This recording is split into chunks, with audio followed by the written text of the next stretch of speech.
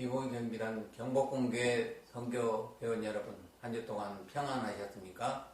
샬롬, 샬롬, 샬롬. 부활주일 후 첫 번째 주일을 맞이하였습니다. 코로나19 사태가 진정되는 가운데 총선도 잘 치렀지만 아직 교회 문이 열리지 않아 가정에서 주일 예배를 드리게 됩니다. 바라옵기는 하루속히 성전문이 열려서 성전에서 예배 드릴 수 있기를 간절히 기원합니다. 오늘 설교 제목은 갈릴리 호숫가에 찾아오신 부활의 주님에 관한 내용입니다. 본문 내용은 부활하신 예수님이 갈릴리 호수에서 고기잡이에 나선 제자들에게 찾아오셔서 일어난 사건입니다. 네, 예수님이 참으로 십자가의 처형으로 인해 큰 충격을 받은 제자들은 마가의 다락방 문을 단단히 걸어 잠그고 두려워 떨고 있었습니다. 이때 부활하신 주님이 두 번이나 찾아오셔서 손에 못자국과 옆구리에 창 자국을 보여주시면서 제자들에게 너에게 평강이 있을지어다 라고 제자들을 안심시켜주고 위로해 주셨던 것입니다. 하지만 예수님은 부활하신 몸을 입으셨기 때문에 생전처럼 제자들과 함께 동고동락하실 수가 없었습니다.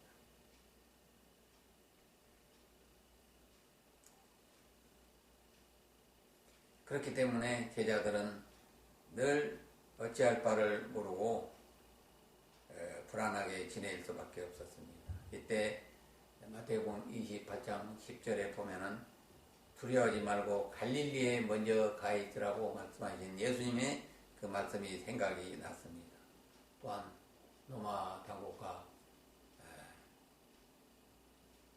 예루살렘 공의에서 핍박이 계속되자 이를 피해 갈릴리 고향으로 내려갈 결심을 하였던 것입니다. 갈릴리의 낙향에 있던 시몬 베드로를 비롯한 7명의 제자들은 모두 어부 출신이었습니다. 따라서 베드로의 제안으로 자연스럽게 디베리아 호수, 즉 갈릴리 호수에 고기 잡으러 나서게 된 것입니다.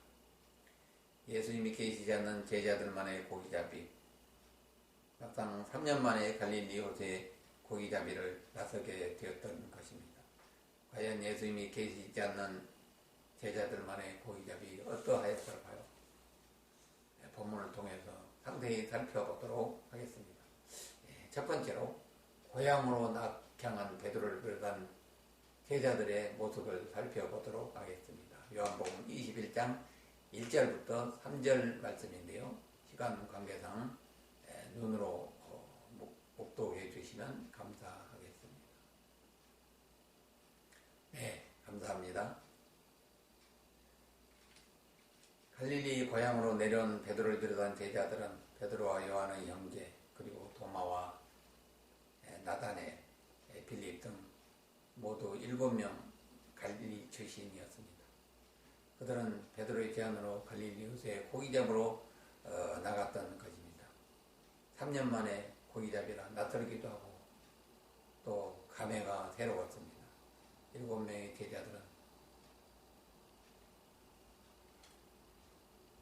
옛 경험을 되살려서 밤새도록 물고기잡이에 최선을 다했습니다. 그런데 이거 어찌된 일입니까? 동이 터올 때까지 단 한 마리의 물고기도 잡을 수가 없었던 것입니다. 이처럼 예수님이 함께 하지 않는 고기잡이는 빈 그물 뿐이었습니다. 예수님이 제자들의 고기잡이에 보이지 않는 손길로 간섭하신 것이 분명한 것 같습니다. 이렇듯 주님이 함께 하시지 않으면 사람을 낚는 제자의 사역도 빈손이 될 것임을 보여주신 것입니다.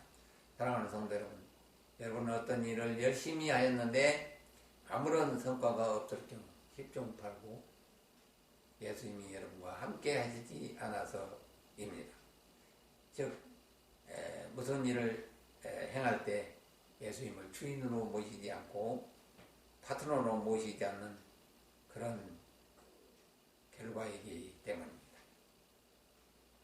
두 번째로, 날이 될 무렵까지 단 한 마리의 물고기도 잡지 못하고 빈 그물을 건지고 있는 제자들에게 예수님이 찾아오셨습니다. 요한복음 21장 4, 6절 말씀 같이 읽도록 하겠습니다.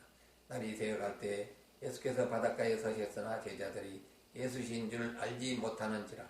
예수께서 이르시되 얘들아 너에게 고기가 있느냐? 대답하되 없나이다.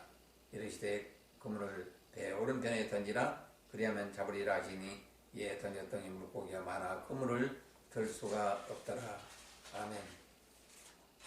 아침이 되어 빈 그물만 챙겨 있는 제자들에게 예수님이 갈릴리 호숫가에 나타나셔서 얘들아 고기를 잡았느냐고 말씀하십니다.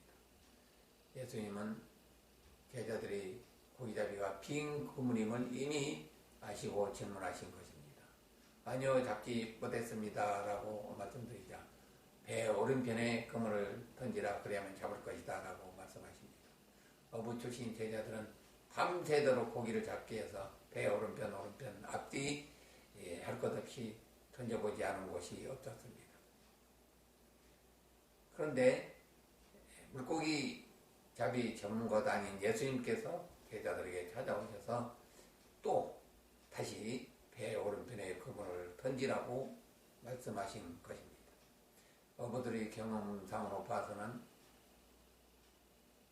아무 소용이 없는 그런 일인 것 같았습니다. 하지만 제자들은 예수님 말씀에 순종하여 배 오른편에 그물을 던졌던 것입니다. 그래야 했더니 이게 웬일입니까? 한 마리도 잡지 못했던 물고기들이 그물을 들 수가 없을 정도로 많고 큰 물고기가 잡힌 것입니다. 순종으로 인한 기적이 일어난 것입니다. 갈릴리 호수에 있는 대표적 물고기, 요즘은 베드로 물고기라고 하죠. 그 물에 가득 잡혔으나 그 물이 찢어지지 않았던 것입니다. 이러한 은혜는 차후 제자들이 교회 사역 시 성도들이 흩어지지 않냐고 하나가 되어 가득할 것을 미리 보여주신 것입니다. 요한복음 21장 11절입니다. 시몬 베드로가 올라가서 그물을 육지에 끌어올리니 가득히 찬 물고기가 153마리라. 이같이 많으나 그물이 찢어지지 아니하였더라. 아멘. 시몬 베드로가 그물을 육지에 끌어올려서 물고기 숫자를 세어봤더니 153마리가 잡혔던 것입니다. 이렇게 많은 물고기가 잡혔으나 그물이 찢어지지 않은 풍성한 은혜를 입었던 것입니다.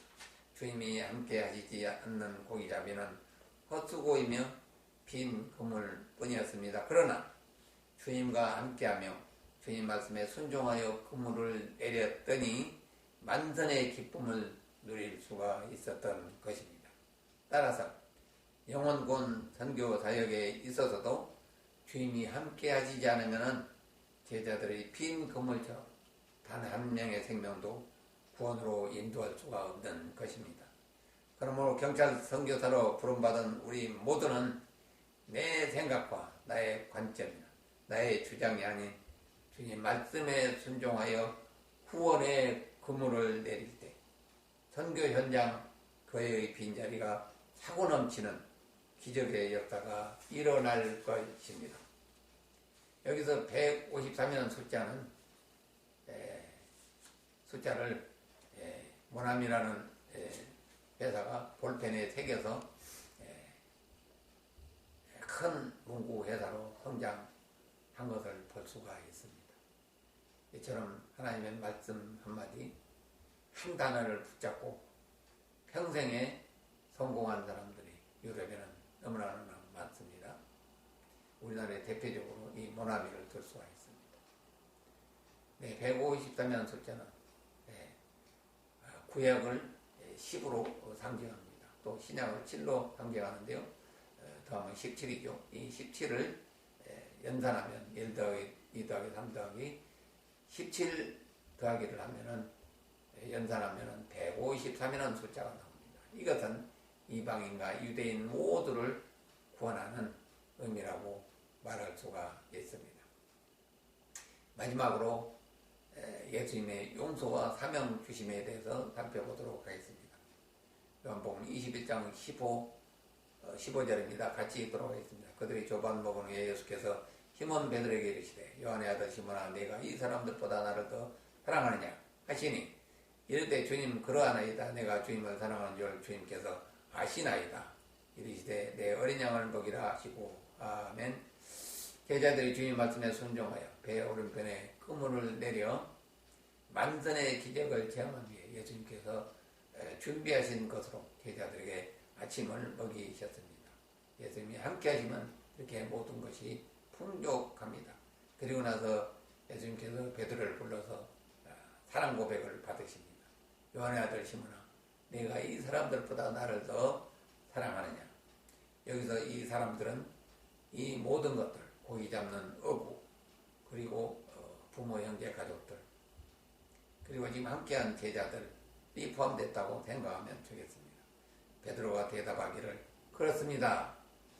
내가 주님을 이 모든 것들 또 이 모든 사람들보다 더 사랑하는 줄을 주께서 이미 다 알고 계십니다.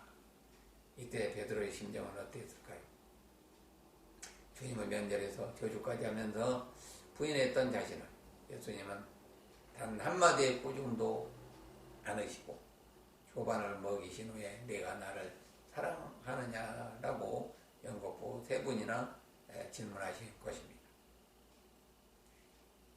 이 모든 것들보다 주님을 더 사랑한다는 베드로의 고백을 들으신 후에 예수님께서는 내 양을 먹이라 내 양을 치라 라고 말씀하셨습니다. 이것은 제자들에게 주님을 대신하여 어린 양들을 섬기고 보살피고 목양하라는 사명을 주신 것입니다. 즉 교회를 세워 양떼들 곧 성도들을 양육하라는 것입니다.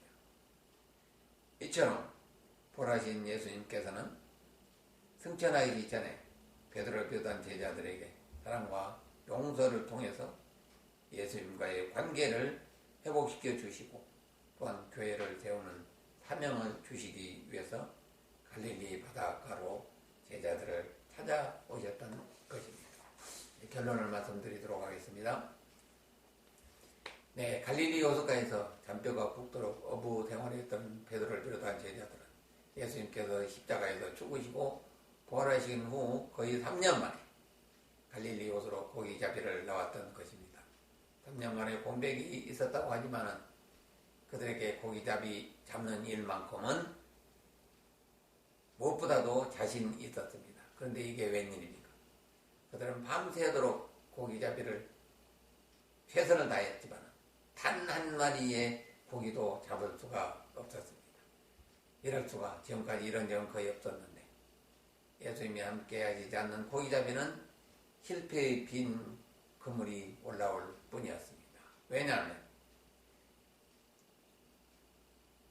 제자들은 과거에는 고기를 잡는 어부들이었지만 이제는 사람을 낚는 어부, 즉 사도들, 예수님의 제자들이 되었기 때문입니다. 따라서 예수님이 함께 하시지 않으시는 가운데 고기잡이는 실패할 수밖에 없었던 것입니다. 이것은 향후 제자들의 선교 사역에 있어서 주님이 함께 하시지 않고서는 단 한 사람도 주께로 인도할 수 없다는 사실을 이 고기잡이의 빈 그물이 입증하고 있는 것입니다. 예수님 말씀하십니다. 배 오른편에 그물을 던지라 그리하면 잡으리라. 제자들은 밤새도록 배 오른편 왼편 앞뒤를 던져보지 않은 곳이 없었습니다. 그러나 결과는 헛수고했습니다. 그렇지만 주님의 말씀대로 주님의 말씀에 순종하여 배 오른편에 그물을 던졌더니 그물을 들 수 없을 정도의 많은 물고기가 잡힌 것입니다. 그렇습니다. 전도의 현장에서 선교의 현장에서도 예수님이 함께 하시고 그 말씀에 순종하여 나갈 때 어떤 어려움에도 불구하고 수많은 영혼들이 주께로 넘쳐나게 돌아올 것이 확실한 것입니다. 한편 예수님께서는 자신을 3번 부인한 베드로와 또한 십자가 지실 때 주님 곁을 떠났던 모든 제자들을 용서하시고 회복시키기 위해서 갈릴리를 찾아오신 것입니다. 주님 덕분에 만선의 기쁨으로 구이자배를 마친 제자들에게 초반을 먹이신 후에 주님께서는 베드로를 포함한 제자들에게 사랑 고백을 받으신 것입니다.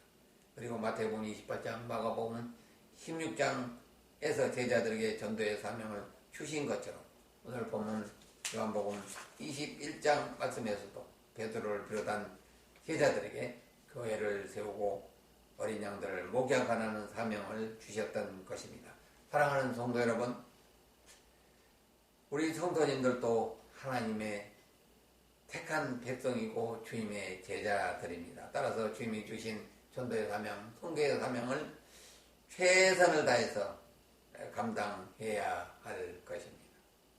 그러나 아무리 힘쓰고 애쓸지라도 주님이 함께 하시지 않는 사명 감당은 헛수고가 되어 빈 군물을 둘 수밖에 없습니다.